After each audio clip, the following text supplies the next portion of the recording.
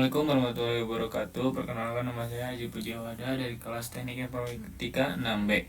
Di sini saya akan menjelaskan tugas UAS saya yang bermata kuliah Jaringan Komputer Lanjut. Di sini saya diberi soal studi kasus. Diketahui perusahaan Toyota memiliki 4 gedung yang berada dalam satu lokasi, di mana gedung ini terdiri dari gedung servis, gedung sales, gedung IT, dan gedung body repair. Untuk soalnya, buatlah perancangan topologi jaringan komputer menggunakan Cisco Tracker, di mana jarak antar gedung itu 50 meter.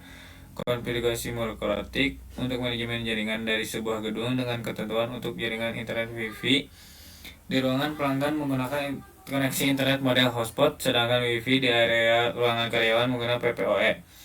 Dan untuk setiap PC menggunakan koneksi LAN sebagai komunikasi data dan internet. Dan ketiga, analisa implementasi bandwidth yang diperlukan dalam konfigurasi monokrotik dengan melihat master bandwidth yang dimiliki dengan jumlah pengguna. Di sini ada pendahuluan.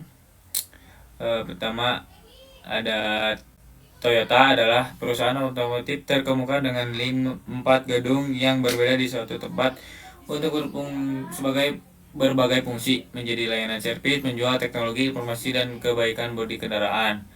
Untuk mendukung operasional sehari-hari dan memastikan komunikasi yang lancar antar departemen, setiap gedung ini mempunyai infrastruktur jaringan komputer yang andal.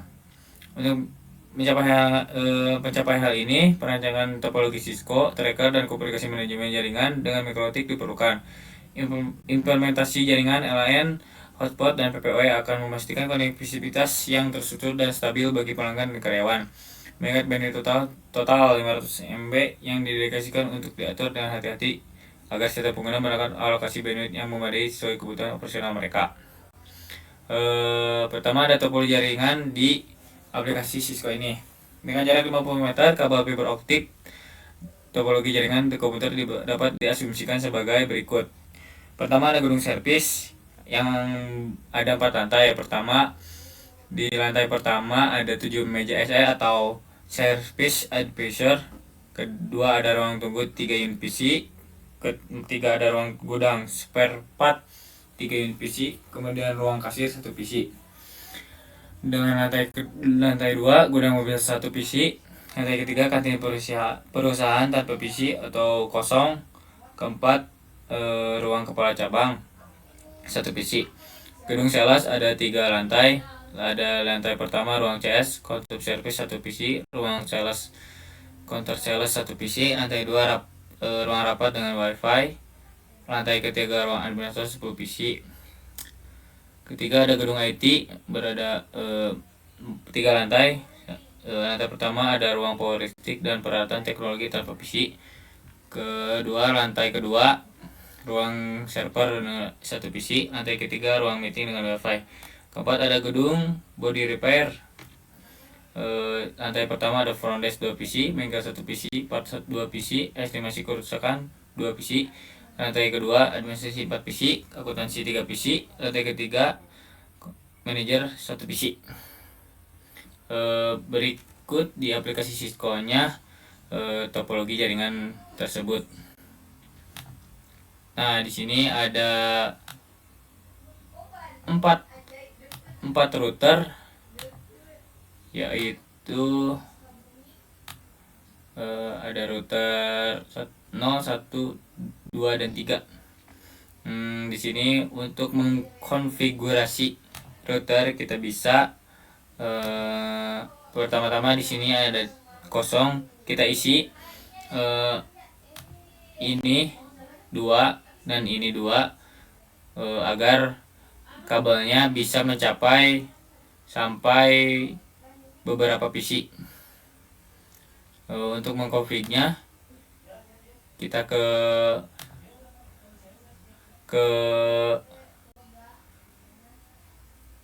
di sini router 0 ke 1 itu ada SE20 dan 20, terus ini ada SE30, kemudian ini SE20, kemudian ini SE 30. Di sini ya kita tadi 20. Di sini isi IP address kita, kemudian on, maka akan terjadi config atau sambung. Karena sudah dikonfig jadi berwarna hijau. Kalau sebelum dikonfig berwarna merah. Semuanya sama. Kemudian ada di lantai pertama.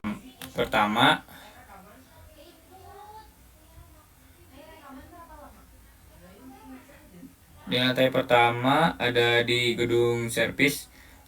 Dengan tadi yang saya jelaskan, ada beberapa PC, ada ada strip server, kemudian ada switch, kemudian ada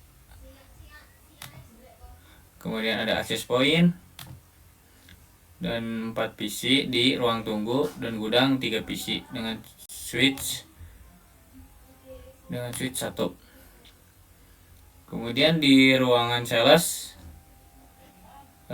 bisa menggunakan hotspot, karena di gedung servis juga bisa menggunakan hotspot wifi yang tersambung di access point ini. Bisa tersambung di sini. Karena saya masih tahap belajar, ini belum bisa nyambung. Kemudian di ruang CS ada 1 PC, di ruang center sales ada 1 laptop, 1 PC, dan 1 HP. Kemudian di lantai 2-nya di ruang rapat ada wifi atau hotspot dengan 1 PC, 1 laptop, dan smartphone. Di ruang administrasi ada 10 PC dengan server. Untuk memperkuat sinyal ada 1. Kemudian di lantai gedung IT hanya sedikit. Yang kepakai ada di lantai 2, lantai 3, dan lantai 4. Di lantai 3 kita membuat switch agar bisa menyambung ke PC-PC lain. Kemudian di gedung body repair cuma ada 2 lantai yang kita pakai, yaitu ada ruang front desk, ruang bengkel, ruang spare part, dan ruang estimasi kerusakan. Totalnya ada 6 PC. Kemudian di lantai 2-nya ada 7 PC yang di ruang charging body, kemudian ruang administrasi. Kemudian ada konfigurasi mikrotik. Pertama, konfigurasi IP address. Saya mengkonfigurasi IP address 1, 2, 3, 4, dan 5. Kemudian setup DHCP server. Klik server stop, terus select install path ether 2, select address pool DHCP pool 1. Bisa menggunakannya berkali-kali di DHCP server dengan IP address dengan yang 1, ether 1, ether 2, ether 3, ether 4, dan ether 5. Kemudian untuk konfigurasi hotspot, IP hotspot stop, terus kemudian select interface WLAN 1. Untuk konfigurasi PPOE, kita klik profil name sama dengan profil rate limit sama dengan 11M. Interface PPOP server add service name sama dengan PPOP service profil PPOP dan profil. Kemudian setup LAN IP address address menggunakan 1/24 interface ETA 1. Konfigurasi IP address untuk PC, klik pada setiap PC, kemudian masuk ke desktop, pilih IP configuration atau IP address yang sesuai yang digunakan tadi. Untuk menambahkan access point untuk Wi-Fi, tambahkan access point dan menghubungkan ke switch terdekat menggunakan chopper trunk cable. Konfigurasi access point dengan mengatur SSID dan security. Kita bisa lihat di untuk Wi-Fi-nya ini, kita bisa konfigurasi di access point untuk Wi-Fi yang seperti digunakan tadi. Untuk analisa bandwidth, di sini gedung Toyota memiliki total bandwidth sebesar 500 MB yang diperuntukkan secara eksklusif untuk kebutuhan jaringan mereka.